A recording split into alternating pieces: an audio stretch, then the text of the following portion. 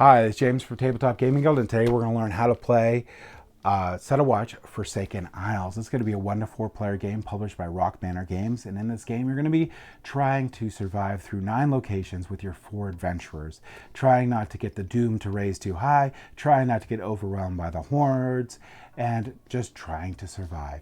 Let's go ahead down the table here and I'll show you how to play Set a Watch Forsaken Isles.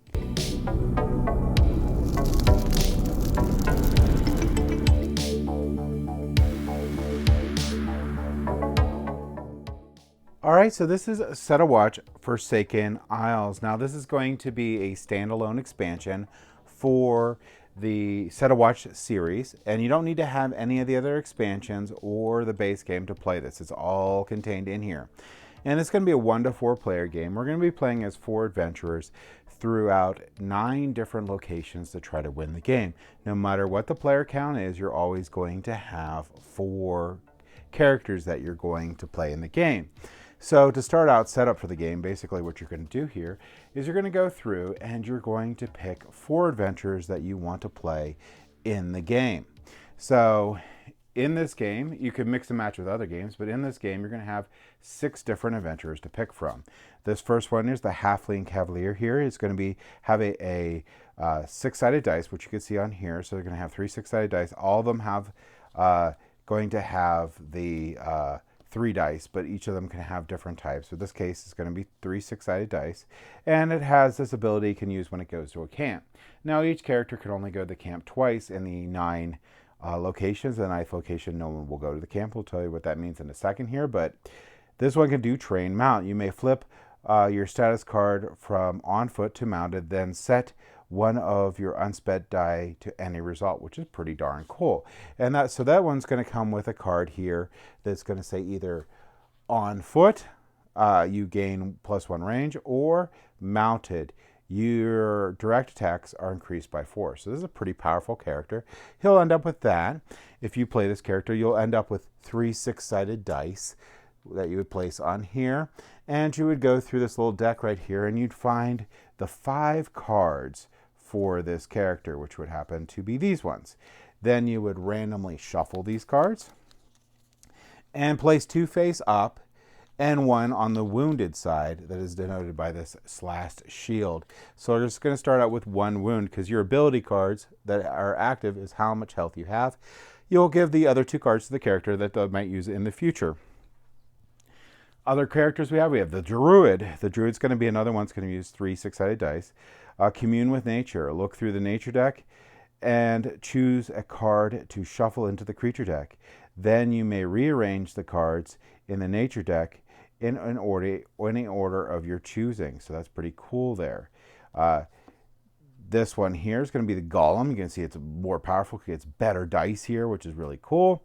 And the Golem has a Rocky Barrage. Gain charges equal to the number of summon cards in the game. Reduce the number of creature faced at this location by 1. That's really cool. So if we pick the Golem, we'd go through and again get the ability cards for the Golem, and we would shuffle those up and place 2 face up and 1 on the wounded side, and then give the rest of the cards to that player. Next, we also have the Merchant. So the Merchant here is going to be have haggle here, reduce the cost of an item in the market by 2 coins to a maximum of 1 coin. So that's pretty cool. There's going to be a market in this game, so we could pick the Merchant. We also have the Sorceress here. It's going to have these dice here, and it's going to have Brightburn, increase the campfire level by 1 until the end of the round, which is pretty cool. And this one here is the Courtier, which is the last one, Black Powder. Shuffle the Black Powder card into the creature deck, which is also really cool. Now this Black Powder card is going to be this one right here. There's a couple of these Black Powder cards here. And this Black Powder card here says, reveal, defeat the creature adjacent to the Black Powder card and return it to the Courtier. If there are no adjacent creatures, shuffle the Black Powder card into the Courtier deck. So that's pretty cool. So we pick 4 different adventures and we can start out this game. Now, the other things we're going to need to do for setup is we're going to need to set up the board right here. So to set up the board right here, what you're going to need to do is you're going to need to first place a coin on each location with this little coin symbol. This is going to be how you're going to get coins throughout the game here. And you're going to go ahead and you're going to set the campfire level here to 7, sorry. So I'll put this little campfire thing here at 7. Now, if you want in a more difficult game, you can roll a d6 and set it to there, but otherwise it's set at 1. And you're going to put all these campfire tokens out there, which is going to show you how many times a player has gone to the camp there.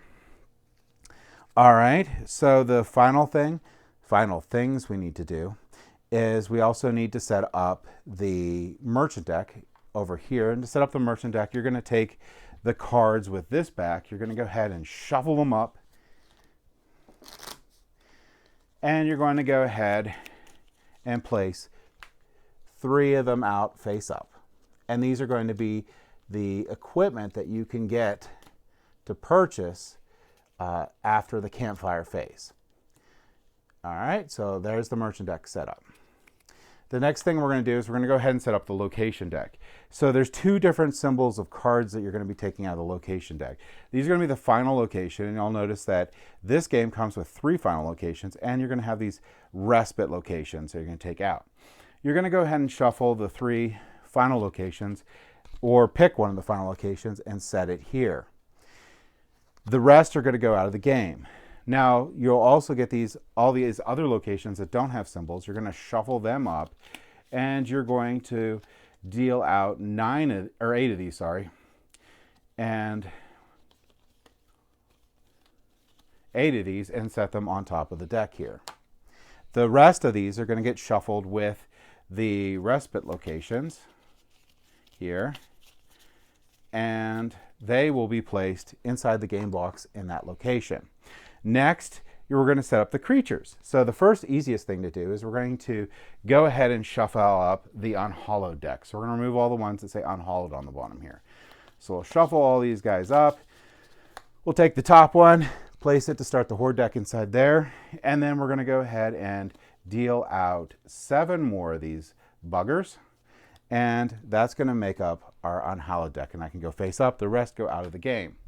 Finally, we're going to take out 2 acolytes of the main deck here and make sure we have the summon cards separate, which are here.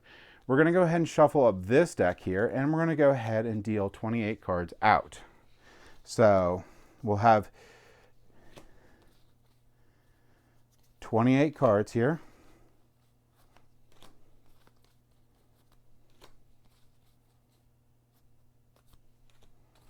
And the rest will go out of the game.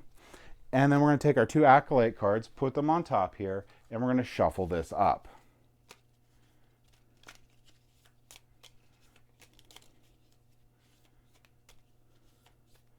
All right, then we're going to split these into 2 even piles. Now we're going to see how difficult we want to make the game. So 2 is normal, 3 is hard, and 4 is insane. So we're going to do, and 1 is super easy. So we're going to go ahead and put 2 down, and we're going to go ahead and put 1 in each pile here. Now, you do this evenly. If you can't do it evenly, the pile that gets shuffled and get put on top of the other pile, so this pile will get placed here, will have the most in it. All right. And now we have effectively set up the game. So set up the game's pretty darn easy. That's all we got to do. And we're ready to go into gameplay for this game.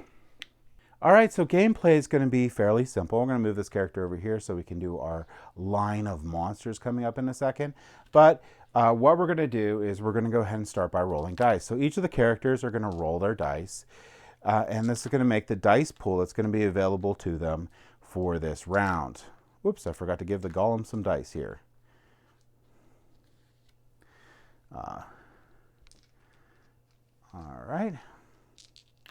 Roll that up, and that's the dice we got. So then we're going to pick someone to go to camp. Now, in this game, each player has to go to the camp twice, but can't go any more than twice. So there's going to be 8 locations where we're going to go to camp. The final 9th, we don't. So we have to carefully pick who we want to go to camp. Whoops, this would be exhausted. And normally we pick the one, but you don't have to. Normally you pick the worst rolled one But there's other reasons, like the campfire abilities that you would pick to go to the camp.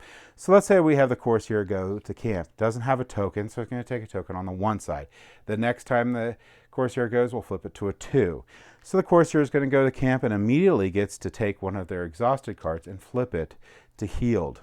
And now we can do different camp actions in there. One of the things I skipped on setup is just going to be something you put off to the side, which is going to be these doom counters, which we're going to go over in a second. But what we're going to do is we are going to chop wood. If we want to, we can use any die we want there to chop the wood.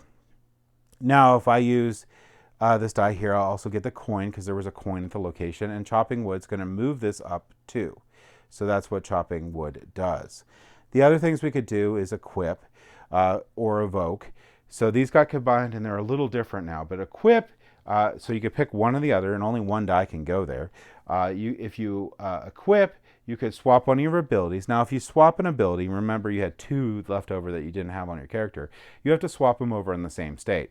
So if I swap it with an active ability, it's active. If I swap it with the exhausted ability, this comes in exhausted. So you have to remember on that. Evoke, so select an unhallowed that is currently in the game and add it to the bottom of the unhallowed deck. So that is the evoke action in there. We also have heal, which is over here. We get a coin there. It has to be a 6 to get the heal. And we could pick any player here and we can get their unexhausted or their exhausted ability unexhausted. We also have check map, which is really cool. Check map here has to have a 4+ for the die for the check map. We take one from the top of this deck and from the top of the locations in the board there. We're going to look at them and we pick one. We have a respite location. You're going to look at what they do. This one is going to +1 campfire. We fight 6 monsters. This one's -1 campfire. We're going to fight 8 monsters, and these are the abilities that happen. In general, if you get a respite location, you definitely want to use that. We'll pop that one here. Oh, there is one step that I forgot. Before we even do this, or we roll the dice, we actually flip the location. So this one would have flipped. And in this case, we skip reducing the campfire, which is this, which would normally go down 1 on the first turn, but every other turn we will reduce it. And this is how many monsters we would face. And this is the ability. So this is Adventures on Watch. May spend a die to peek at 2 creatures in the line. So that's not too bad, but this is what we're going to be using for this round. Forgot that you do that first before you roll. So that would have already been out. We would have switched these locations, and this is the one we're going to hit in the future. So that is going to be check map. Doom you're not going to do anything with. There's different game abilities that are going to place out these Doom counters. And the way these guys work is the different abilities that come out and place these Doom counters out. If you don't clear these guys out, then when we have to put a 4th down, we're going to place an unhallowed into the battle. And that's really, really bad. And then these clear out and we get to go again. But we'll go over that a little better in a second here. So that's these actions. We did chop fire. We'll do equip evoke. We also can do scout ahead, which lets you look at the top 2 cards of the creature deck. You can decide to either put one or the other on the bottom and the other one on top, any order you want. You could put both on bottom if you want, both on top, but you get to look at those and see what's up. The last thing we can do is runes here. Now, these runes are pretty neat. You have to at least have pairs, so you could place those down to do 2 of the actions. If you place a 3rd down, you could do 3. So there's going to be different things you can do. You can seal, which you can remove one hallowed from the graveyard. As we go by, unhallowed are going to be brought into the game here, and they'll go into the graveyard, and later on we'll shuffle the graveyard into the creature deck, and they can wreak havoc. So you can remove one of the unhallowed and place it on the bottom of the unhallowed deck. That's really cool. That's seal. Vanquish, you get to remove the top card here, where right now it's unhallowed, so that might be a really good idea from the game. So I could just remove that from the game. Don't need to worry about it. I can also bolster. All adventures on watch may choose to reroll any number of their dice. So on watch is going to be everyone else that's not in there. So let's say I did that too, and I chopped wood, so I gained a coin. So chop wood would bring it up. I could also do my player ability in this case. So this player ability can take one of these black power cards and shuffle it, black power cards into the creature deck. So that's pretty cool, which is the creature deck here. and that will happen and be really neat. I could have done that also, but all the adventures can re-roll them, and some adventures may want to be like, oh, I didn't like my 1, this one didn't like their 1, rolled a 1 anyway, and this guy didn't like his 3, which that got better. All right, so those are the different things you can do in this phase here. The next thing we're going to go into the merchant's phase. The merchant's phase here, you're going to be able to purchase some of these cards here if you have enough coins to help you out in the adventure. Now there's going to be ones that are discard abilities like this one. There's going to be passive abilities, and there's going to be ones that you have to use dice for. In this case, we have Strength Potion, which is choose an adventure on watch with at least 1 unspent die. Set that die to the highest value, which is going to be pretty nice. But if I purchase that, I would place it by the character. Whether I purchase a card or not, after I'm done with this phase, I'm going to place another card out. If there's an empty slot, it goes into it. If there's not, you can pick what it goes over top of. And in this case, I put it over the 6 because no one has 6 coins yet. So that's going to end that phase. Then we go into the watch phase. In the watch phase here, we're going to take a look to see where we're at with the fire here. This would have been 9, not 7. And that's how many monsters we can see. And we're going to look at this card here, and this has at 8. And this is how many of these creatures are going to come out. So you're going to make a little area here for you to clear out and place the line of monsters you'll be fighting. And in this case, we're going to be fighting 8 monsters. So I have 8 monsters out. Now we'll put the creature deck back here. And then we're going to look, and we're going to flip over however many we can see. In this case, 2. And you're going to look, and in this case, it sits in the first position. We're going to -3 to campfire. 1, 2, 3. Which means we won't see this guy anymore. And second position, gain 1 doom. So we're going to pretend that didn't happen. He didn't go in the second position, but we're going to pretend that didn't happen so we can see the second card to go over a couple different things. When this card flipped, we have second position if this creature is in line behind Living Shadow, which is not right. Not right now. Is canceled, and creatures on the end of the and add a creature at the end of the line. So that didn't happen. So we're going to take a look at these. Now there's going to be 2 different types of attacks here. We can have normal and ranged attacks. A normal attack can get the person in the first line. A ranged attack can get the person in the second line here. And you have all sorts of different abilities that can affect either of them, but you can only attack what you see. So you can simply use dice, like I could use this 12 and be like, this creature's dead. So the golem used his die, and that creature's dead. It goes into the discard pile. These cards move over. This one gets flipped. Again, only if I'm at that level to see it, and the line moves down. And you're going to go through using your dice to either activate abilities or use them for damage here.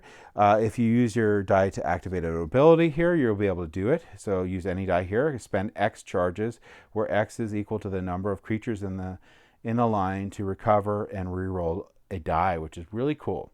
Now I could use this ability by using a die, or I could use this ability without using a die. And if I do that, I will exhaust that ability, effectively lowering the health of the creature. But what that means is I can actually use an ability twice, which is pretty darn cool if I need to. But you have to watch out, because you will lose the game if all of your characters become have